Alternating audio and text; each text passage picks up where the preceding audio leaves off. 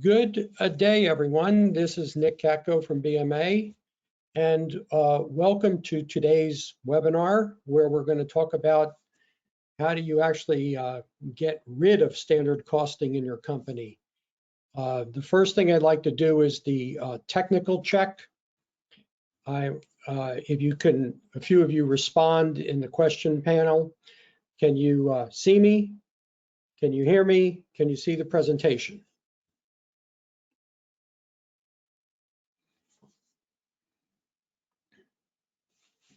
All right, thank you very much. Just want to make sure. I don't know if you've attended other webinars, but there was one time I did one a couple of years ago where you didn't see me the whole time. And then sometimes the slides didn't work. Anyway, let's do the administrative activities before we actually start the presentation. And also, thank you for being patient with me having to reschedule this twice. It was supposed to be done the first Wednesday in March, but I ended up having some work to do at a company, and then the week after that, we had some really bad weather here in Lexington, Kentucky, and we were without power, and it would have been hard to do a webinar without power. So anyway, everything's back to normal. Okay, if you would like a download a copy of today's presentation, it's in the handout section of your control panel. And hold on one second. If you are watching a recording of the webinar, you may not be able to download it. I'll be glad to send it to you. If you forget to download it, I'll also be glad to send it to you. Just send me an email after the presentation. And then for the continuing education for certified public accountants, the requirements are you have to attend this live webinar for 50 minutes. You have to answer the 3 attendance check questions. And if you do that and would like a certificate, please send me an email and I'll get a certificate out to you in the next few days.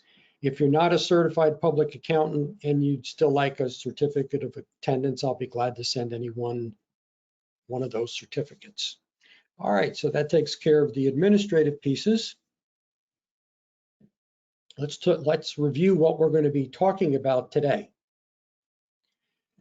So, this is the third webinar in a series of 3 webinars that started in January on dealing with standard costing. And today what we're going to talk about is how do you actually sort of take standard costing apart. And we're going to talk about sort of the process, and this is the sequence of the process. Simplify standard setting, and then eliminate unnecessary reporting transactions, and then move to lean inventory valuation. Then we'll have a wrap up and questions. I will also take a look at the questions during the polling we do, and I might even, if you have a question, get it in there, and maybe I'll talk right after, during the polling or right after the polling, rather than questions at the end. This is a process, okay? This is not something that is done on day 1 of a lean accounting transformation, but it's really something to, if you use a standard costing system, it's something to really strive towards because of the many benefits that this gives. I've been fortunate enough to do this both as a chief financial officer and also working with many companies over the years.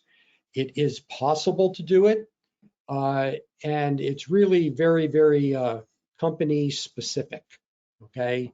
It's not like here's the 1, 2, 3, here are the 5 steps you have to do. You have to really think about how standard costing is used in your company.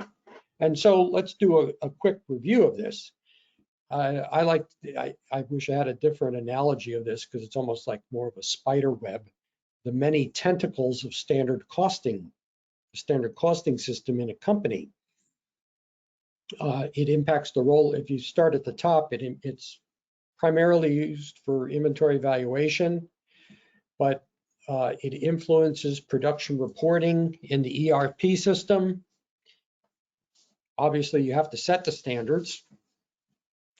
It impacts performance measurement, analyzing profitability, and the role of accountants and accounting, the accounting function. And so back in January, we talked about how lean performance measurements replace things like variance analysis and absorption analysis, okay? And then in February, we talked about how value stream income statements and box scores replace looking at like product margin, standard margin, or the product cost in order to understand profitability. And by the way, if you did not attend those 2 webinars and you'd like to see them, they're available on the website. You click on webinars and you'll get a link to watch all those recorded webinars and others. So what we're going to focus on today is the right side. We're going to look at how do we eliminate unnecessary transactions? How and why can we have fewer labor and overhead rates? And then finally, we're going to look at lean inventory valuation methods. Doing this work is possible in any size company. For example, Parker Hannifin, large publicly traded company, Boeing, large publicly traded company, have accomplished a lot of great things in terms of setting standards, production reporting, and lean inventory valuation. Smaller companies, obviously, it's a lot easier to do, but again, it's possible. And if you're a accounting professional in a company and your company's on a lean transformation, I think it's really, really important to sort of bake this into the whole lean accounting transformation process because of the tremendous benefits that you will get by dealing with eliminating standard costing. So how does the process work? So think about this. We have a new current state. We have a lean management accounting system in place. Okay, this is things like having lean performance measurements and box scores, and that's what we are now using to measure performance, analyze profitability. So we've broken the link between the standard costing system really driving the management accounting system. And that's an important thing to try to do, especially early in the lean transformation process. So we've broken the link, but we still have this thing out there called product costs. Standard costing is still, the standard costing system is still out there and running, but we're not using product costs in analysis or decision making, okay? Standard costing is still basically used for inventory valuation.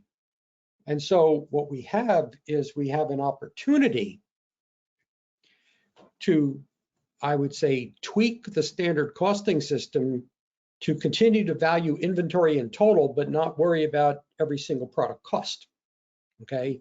So this idea of having precise or accurate product costs, which is really an oxymoron, because they're not, but this idea of precision and accuracy in product cost leads to a lot of the detail in terms of setting rates and transaction reporting.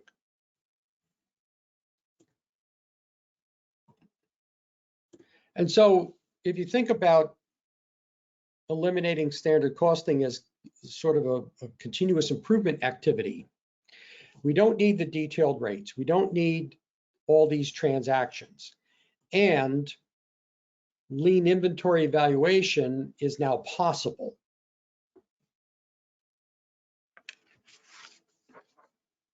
All right, so let's talk about simplifying standard setting. All right, this is about bills of material and labor and overhead rates. What's important to understand is that if you want a detailed product cost, then you have very detailed bills of material, and you have a lot of detailed labor and overhead rates. Okay, you sort of have to, you know, if the desired outcome is an accurate product cost, then you go in and get very granular about setting standards. So let's first talk about bills of material. So how do you go about simplifying this? And so you have to think about what the traditional drivers of complexity are, and then what the lean drivers of simplicity are. So think about the number of bills of material. In any system that has bills of material, for every item that gets reported as either a subassembly or a finished good, has to have a bill of material. Okay. Now, what happens with lean is that you create flow.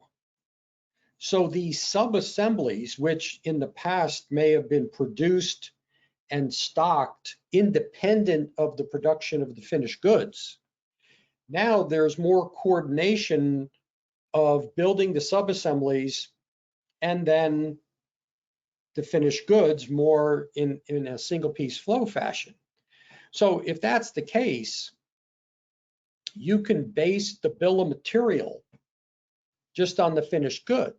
So basically it's possible. Again, all this stuff is possible. I'm not saying it has to be done, but these are things that I've seen over the years. You can eliminate the subassembly bill of material, and you just put those parts on the finished goods bill of material, and you have fewer bills of material.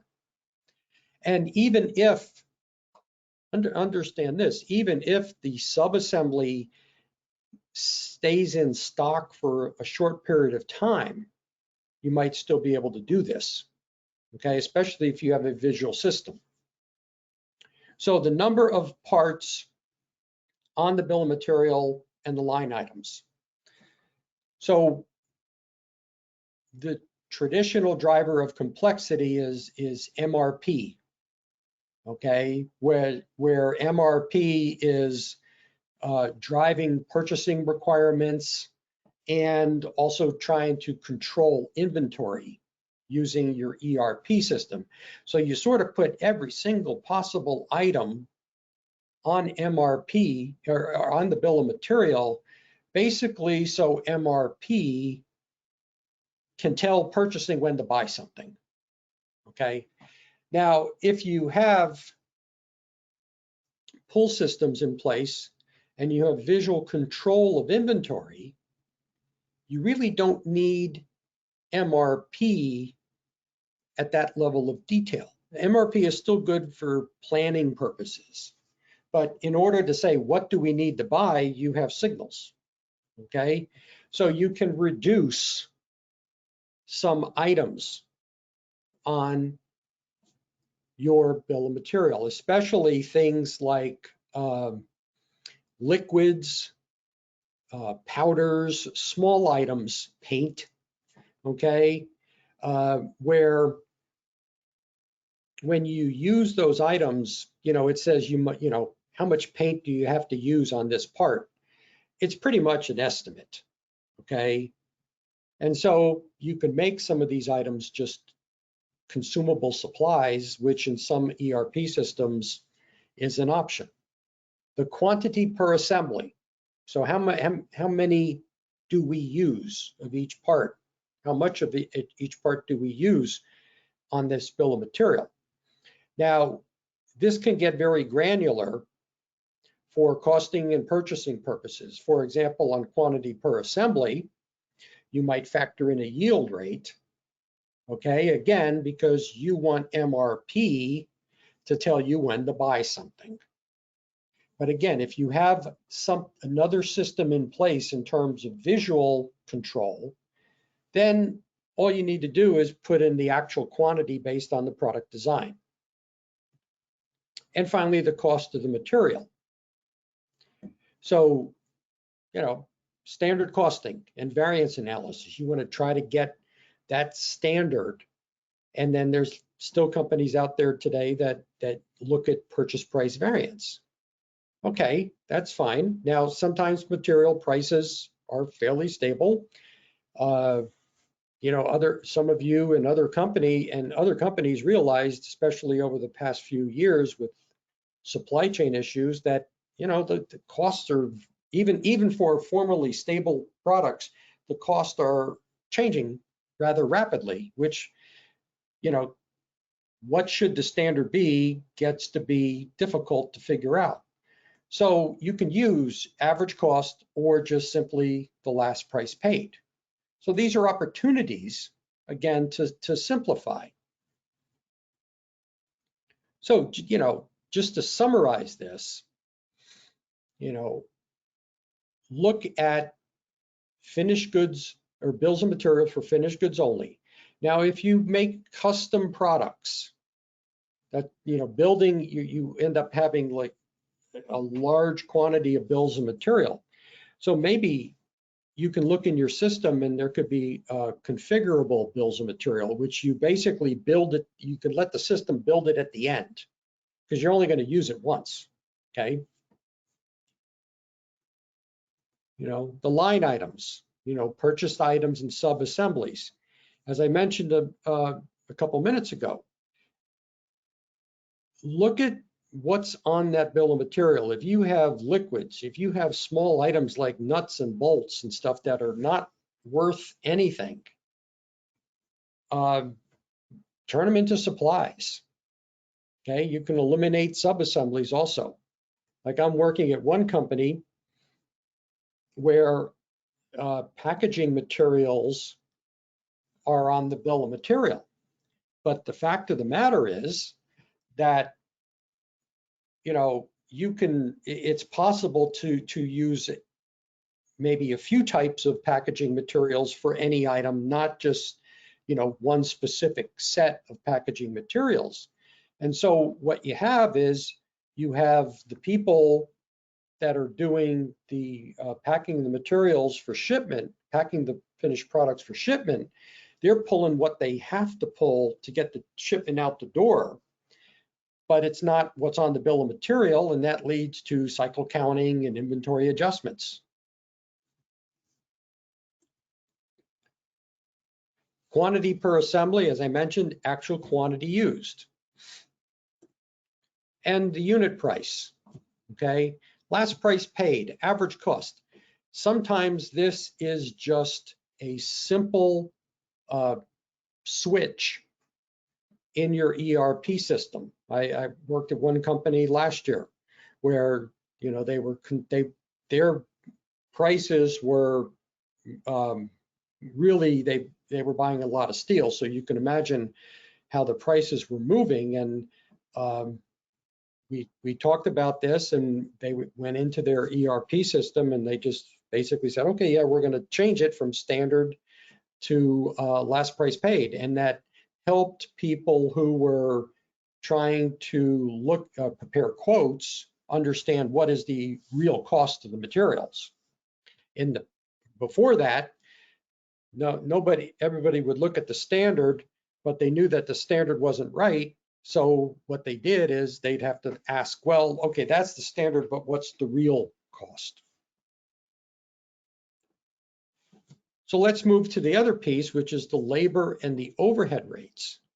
Again, there's opportunities to simplify, right? So if you think about the number of rates, number of labor rates, number of overhead rates you have, what's driving this is the idea of an accurate product cost.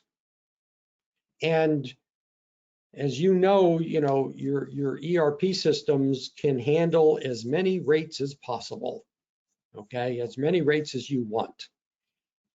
But in lean management accounting, we're not using product costs to understand profitability or understand our costs. So we're using value stream costing off a value stream income statement. We're looking at our actual costs. So you can reduce the number of rates. Then there's the run rate. How long does it take a particular step on the work order to be done? Again, we try to get detailed rates, and sometimes, for example, setup time is included, okay? Because the goal is to maximize absorption. Again, use a simple average, okay? We're trying to value inventory in total correctly, not every individual product. Then you have the number of work centers and router steps. Again, this is about production control. It's about costing, understanding, okay, if there's a variance, where did the variance occur? Well, it occurred in this step in the work order, okay? We're not looking at variances anymore, okay? We're flowing the product. We have visual controls out there. So we can reduce the number of work centers and router steps, okay? And then the number of routers. This is similar to bills of material. Every item that gets reported as a subassembly or a finished goods has to have a router, because you have to create a work order to produce that item and then close the work order and put it in stock. So again, like bills of material, your routers can be based on finished goods, so you might be able to reduce them.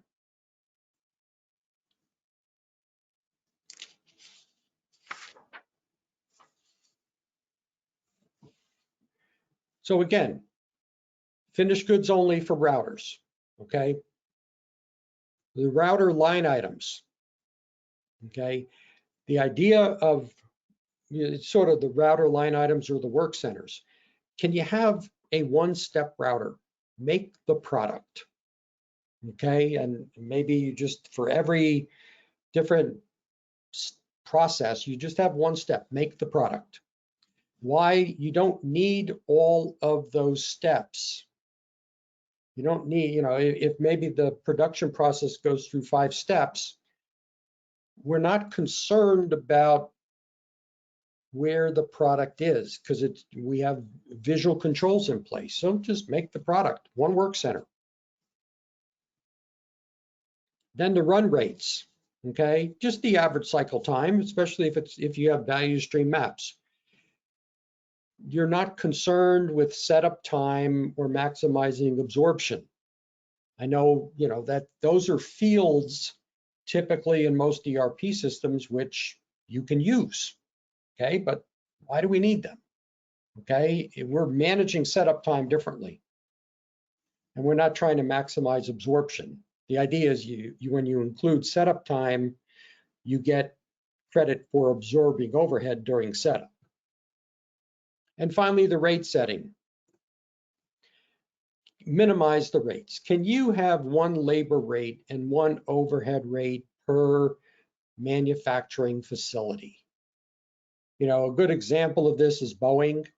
When we work with them, in the early and mid 2000s, this one commercial aircraft division, they had something like 2,000 labor rates and over 500 overhead rates.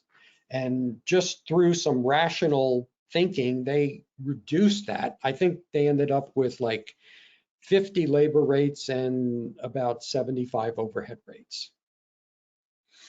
So that wraps up simplifying the standards. Let me find my mouse and let's do the first polling question. And while you're answering the polling question, I'm going to look at, okay, you can't see, people can't see.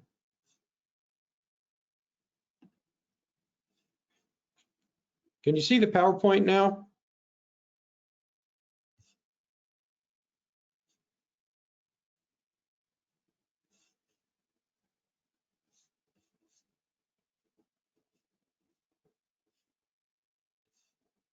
I don't know what happened. I'm sorry, because some people answered yes. So anyway, that's, sorry about that. All right, so let me, oh, I have to launch the poll. I'm looking at the questions.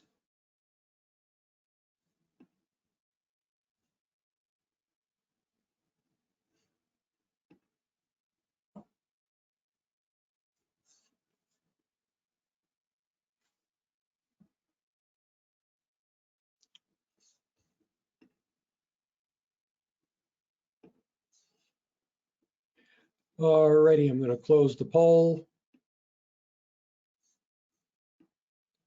And Omar asked a really good question, which I'm going to discuss right now.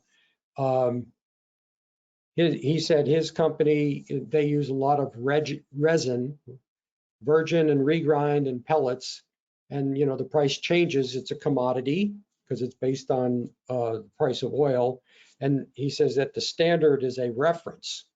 And I'm actually working with a company now that also uses poly resins. And you know, what we do with them is we don't focus on setting a standard because it changes too much. We just look at, you know, they have a person who is watching the market, okay? And the interesting thing about the resin market is the customers also know what the price is. So, you know, they're focusing on watching the market and trying to get the best prices. And, you know, I hate to use this saying, but it is, you know, whatever you pay is what you pay. And we record that in the period where we buy things. All right. Now we'll focus on transaction elimination.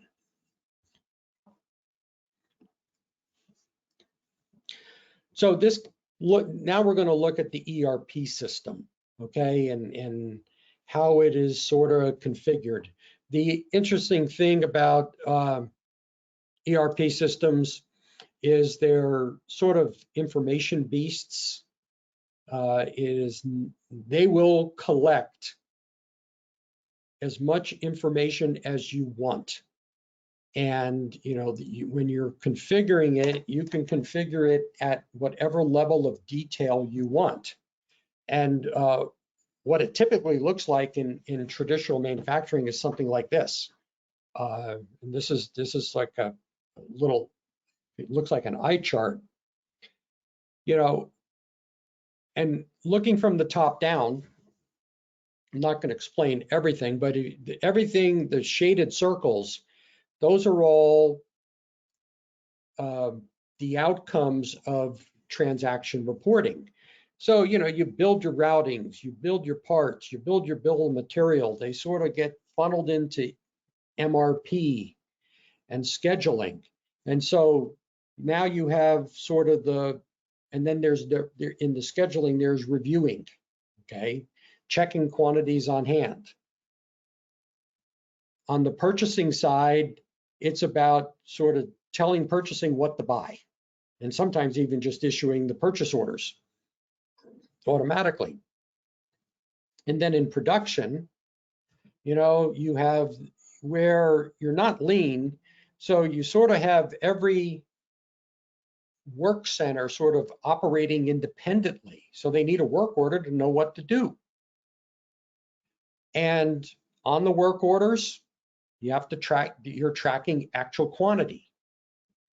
And then you're tracking actual labor time, actual material usage. All of this is designed to create the variances and report the variances.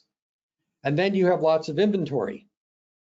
You have work in process. So what do? You cycle count, okay? Because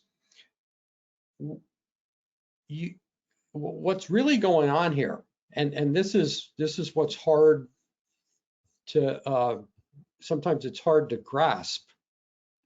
Hold on one second.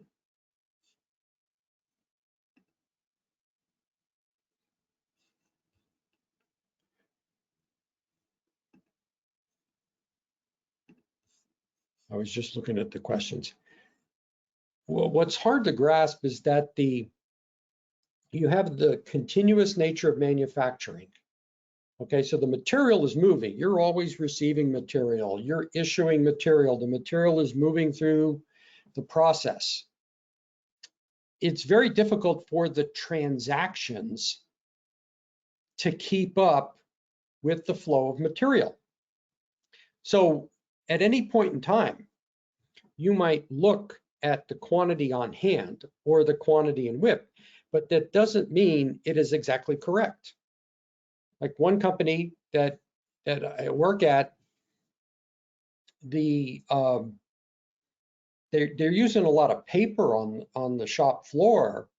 Then it's sort of like paper work orders, and then they send those work orders to someone who enters them as completed. But there's a gap between when the work is completed and when the transaction of closing the work order occurs in the system. So this is where you get all tangled up. And so what do? You create cycle counting, or you do monthly inventory counts. And then you have lots of inventory adjustments. Sorry. So what does a lean system look like? Okay, this is sort of lean operating practices. Okay, you have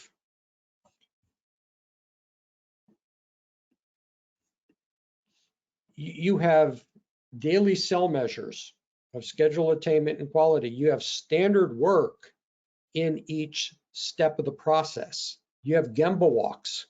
You have standard levels of inventory. You also have visual control of the inventory.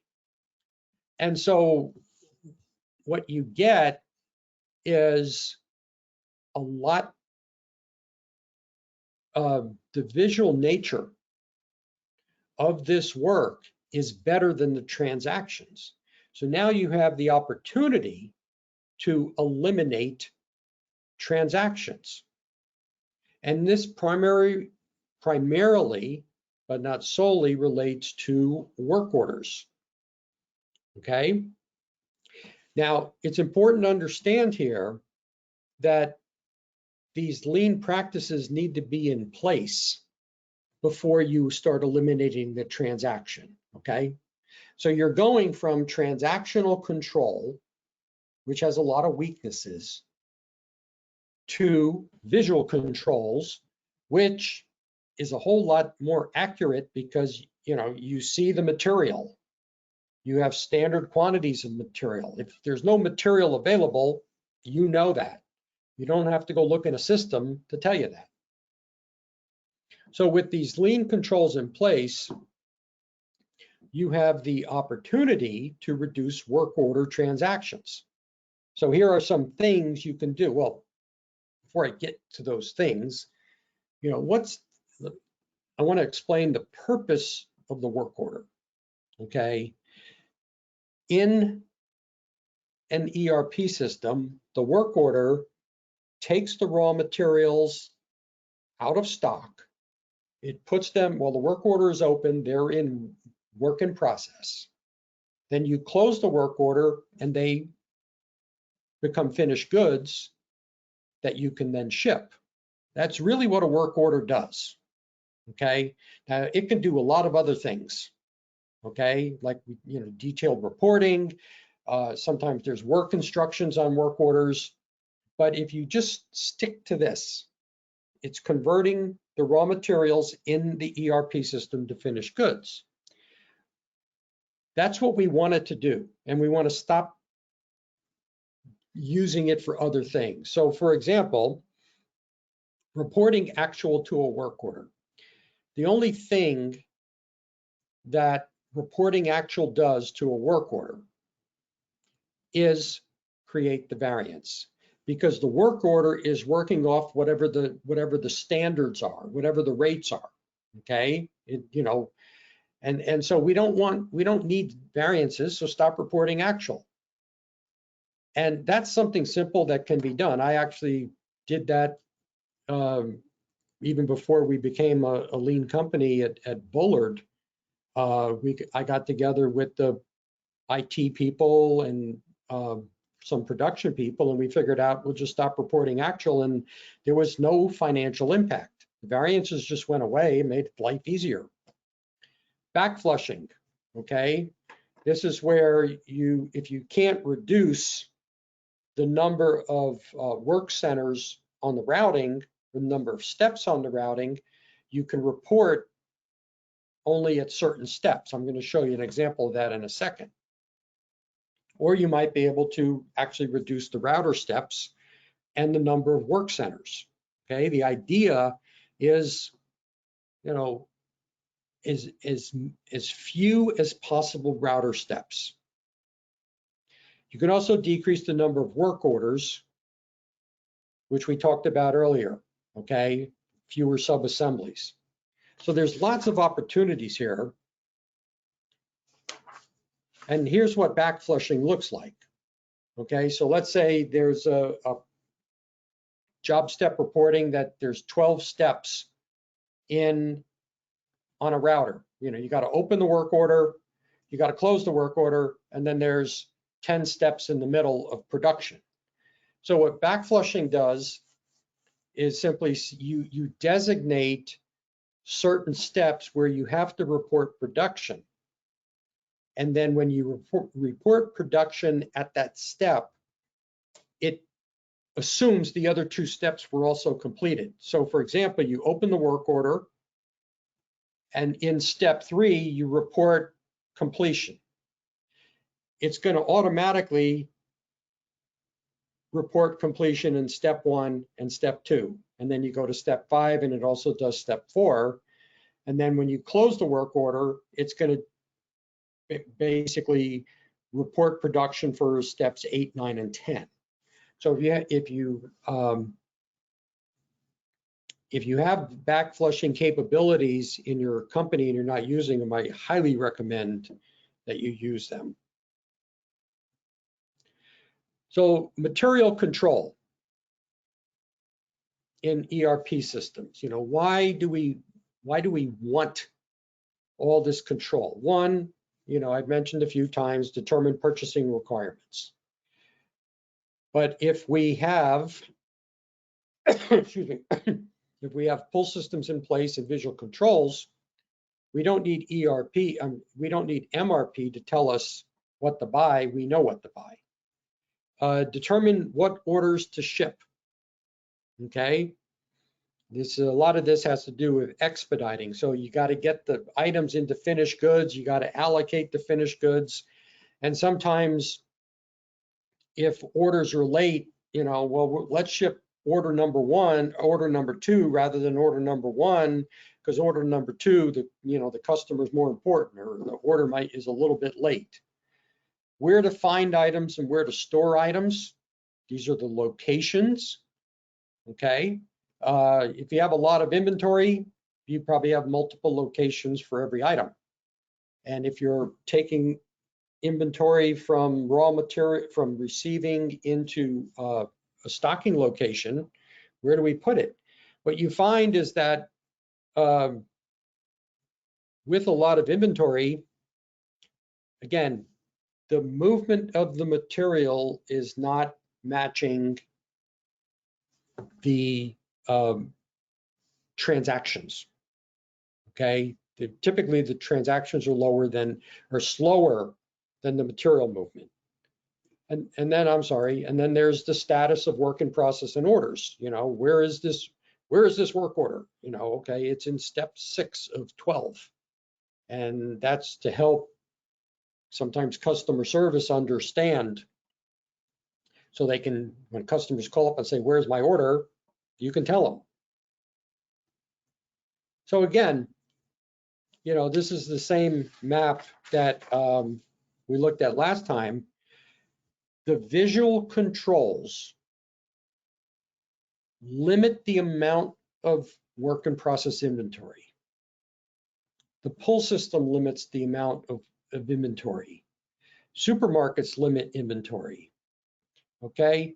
And it reduces the need for things like cycle counting and inventory adjustments. And again, you know, you think about, if you have a lot of inventory, you think about how much time of people is based on material management. Okay, so let's do attendance check number 2. And I'll take a look at the questions.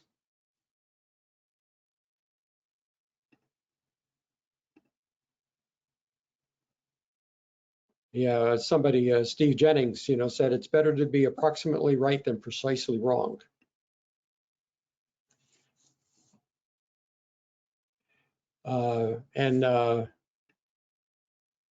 Jared also asked the question, you know, can you disconnect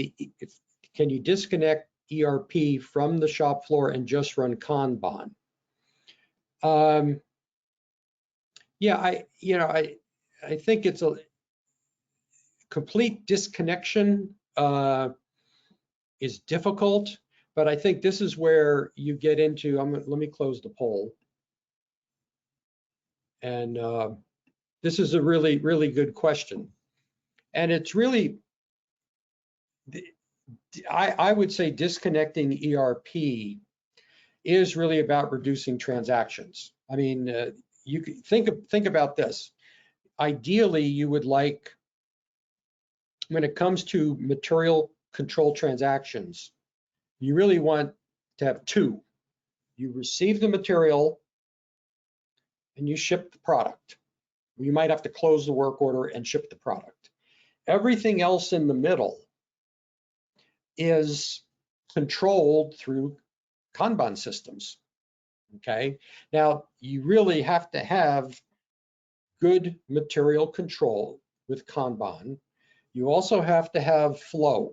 I mean, if you're a high volume manufacturer and the products have short cycle times, yeah, but you know, if you're building large complex products that maybe take days or weeks to make, it's a little different to, you know, in terms of what kind of transactions you need to report. But so you sort of have to take this based on, you know, what your company does and how sophisticated your visual controls are. But there are opportunities, and it doesn't have to go from where you are today all the way to immediately to 2 transactions. This is where you can gradually improve. So, you know, you start with some back flushing, fewer transactions, and then maybe you reduce the routers. And so that's how you're sort of disconnecting ERP from the shop floor. So I hope that helps, Jared. All right, so let's now talk about inventory evaluation. Okay, and there's a lot of benefits here. First of all, I wanted to say that standard costing is not part of generally accepted accounting principles. A standard costing system does a great job of valuing inventory sort of automatically. You set the rates, you report the production, and it absorbs the overhead, puts it into stock, and then when you ship the product, it takes it out of stock and puts it in cost of goods sold. But there's a lot of problems with all the extraneous information. So the idea of lean inventory valuation is that as your inventory levels go down, the financial risk of inaccurately valuing decreases. And because inventory valuation has an impact on profits for financial reporting purposes. So this is very important in financial reporting. Okay, and that's why generally accepted accounting principles, they say inventory value needs to be at actual. Okay, and there's different ways to get there. Okay, but lean inventory valuation is really focuses on average cost. Okay, you can use FIFO, you can use LIFO, so it's a cost methodology. That's what generally accepted accounting principles say. Okay, now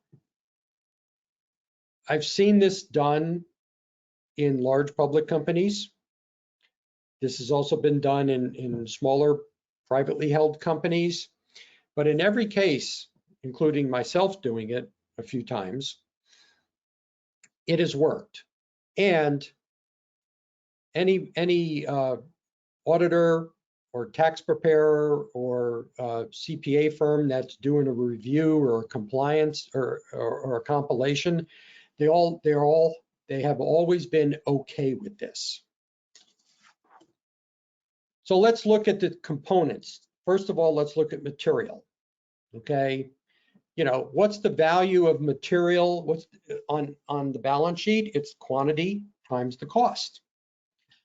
So you have to look at whether you have few parts, few SKUs, or many SKUs. Okay, most companies are on the right side, many SKUs.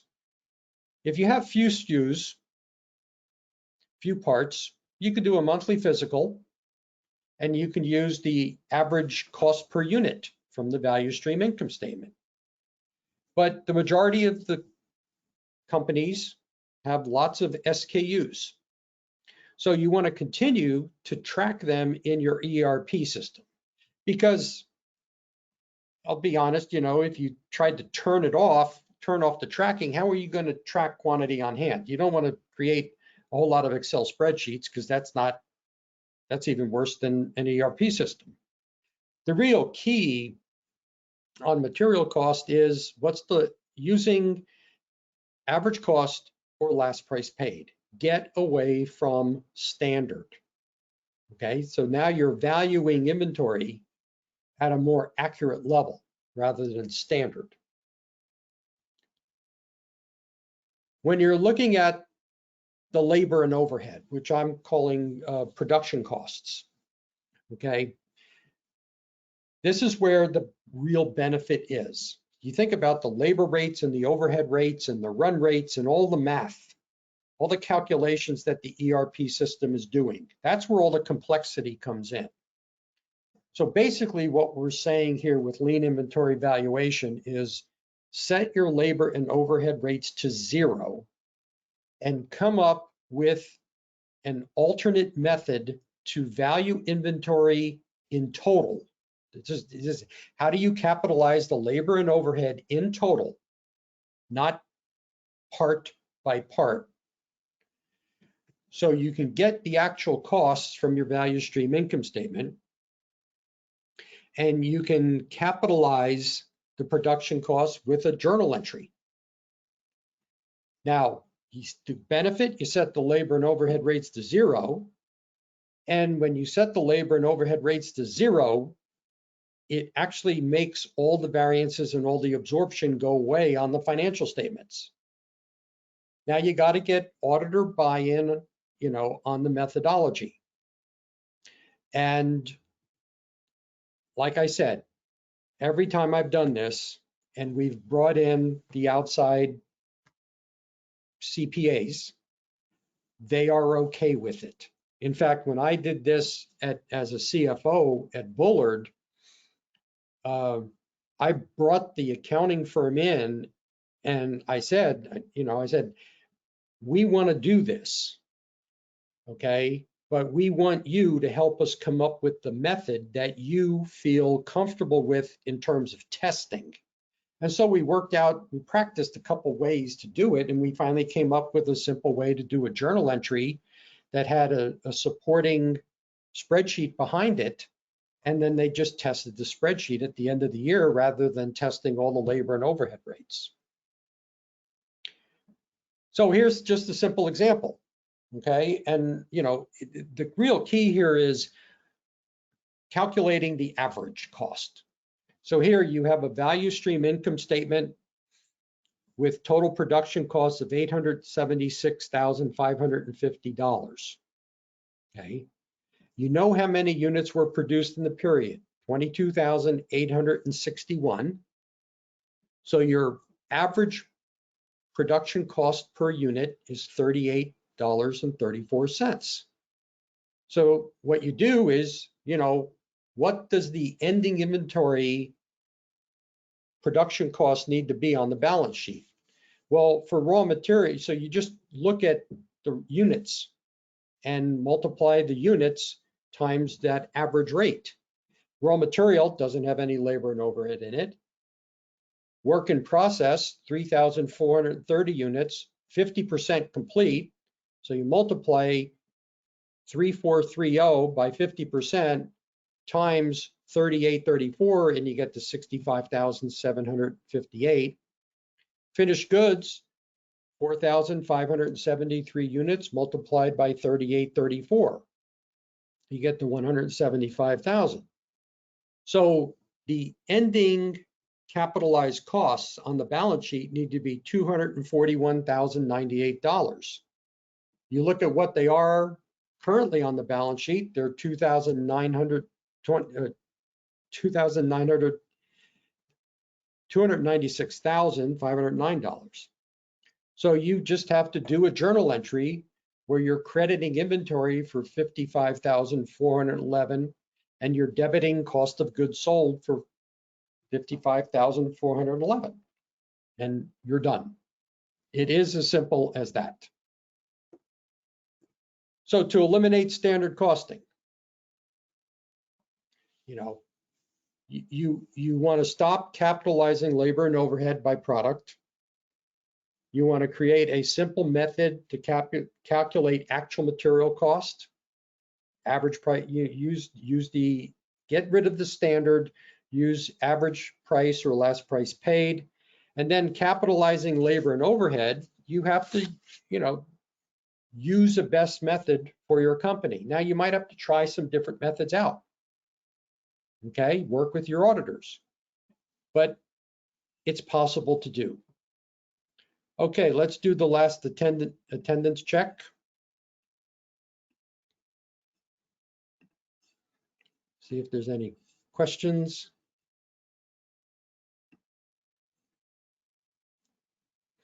All right, so yeah, there was a question, if you're using average costs, on what period should the average be calculated? Month, year, especially with products that have seasonal fluctuation. If you have less inventory, I mean, I would look at you really look at the days of inventory. If you have 30 days of inventory, your actual costs are going to be the last 30 days of your production costs. If you have 60 days of inventory, it's going to be the last 2 months. So you sort of do it like that. I hope that answers your question. So let me close the poll. All right, just to wrap up, first of all, you'll get a survey. Please complete the survey. It helps me make the webinars better. And also, if you want a CPE certificate, continuing education certificate, please send me an email. And if you need a copy of the presentation, you can do so. So just to wrap things up, okay, we have this standard costing system and how it is used in the company.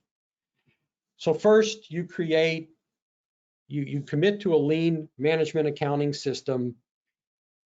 Think about this. A lean management accounting system is really standard cost free. That's another way to look at it. You want to get standard costing out of management accounting. Next, focused on lean performance measurements to replace using variances and absorption as performance measurements. Now, they still may appear on your financial statements, but you got to ignore them. Then box scores and value stream income statements to understand profitability. Okay, basically, we might still have a product cost, we might still have a standard margin, we're not going to use it. Then transaction elimination and simplifying setting standards. These things sort of go hand in hand. What's dependent? What are these dependent on?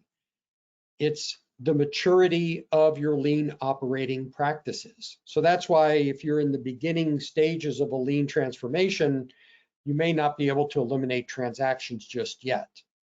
And then finally, you focus on lean inventory valuation. That's sort of the process to deal with standard costing. And, it's important to understand what I would call the reality. The information in standard costing is incompatible with lean operating practices or a lean strategy. I could give you lots of examples of how it can lead to poor decision making or poor direction. So if you are a manufacturing company and you have standard costing and you are on a lean journey, it's inevitable that you're going to have to deal with standard costing. So, create a plan to deal with it in a proactive manner rather than a reactive manner. Well, like I said, you want your lean management accounting system to be standard cost free. You want to separate inventory valuation methods from the management accounting system. And finally, there is a great benefit of eliminating standard costing and simplifying standard costing in the accounting function. And it can eliminate a great deal of non-value-added work. All right, so that wraps things up. I'm going to look at the last questions while you can look at the upcoming events. Second quarter webinars are out there. You can register for them. It's going to be there's one coming up in a couple of weeks because this one was delayed. And remember that there's the special pricing on both the lean CFO and practicing lean accounting, 20% off, okay, through the end of April. So go out and get the books before the prices go up on May 1st. All right, so there is one question, and the question is, if using average cost, I'm sorry. So Steve said, is it fair to say the focus should be on value stream costing as opposed to product costing? Yes. If you want to control costs, and you want to understand your costs, use value stream costing, because you're going to be dealing with what the actual costs are. When you get in, a product cost is a cost allocation methodology. So there's an aspect of it being arbitrary. You have to make assumptions. And so you can tear apart any product cost. oh, this rate should be changed, or this run rate should be changed, this labor rate should be changed, this overhead rate should be changed. And it doesn't lead to any real decisions. So yes, focus on how do we reduce total costs, and that's actually going to be the main topic in April's webinar, is how do you actually reduce costs. All right, so we're at the top of the hour. Thanks for attending. Sorry for the beginning where the PowerPoint wasn't displayed. What you can do is, if you want to listen to the first few minutes again with the PowerPoint in front of you, you'll see what's going on. All right, thank you. Hope to see you at future webinars, and everyone, please have a good day. Bye-bye.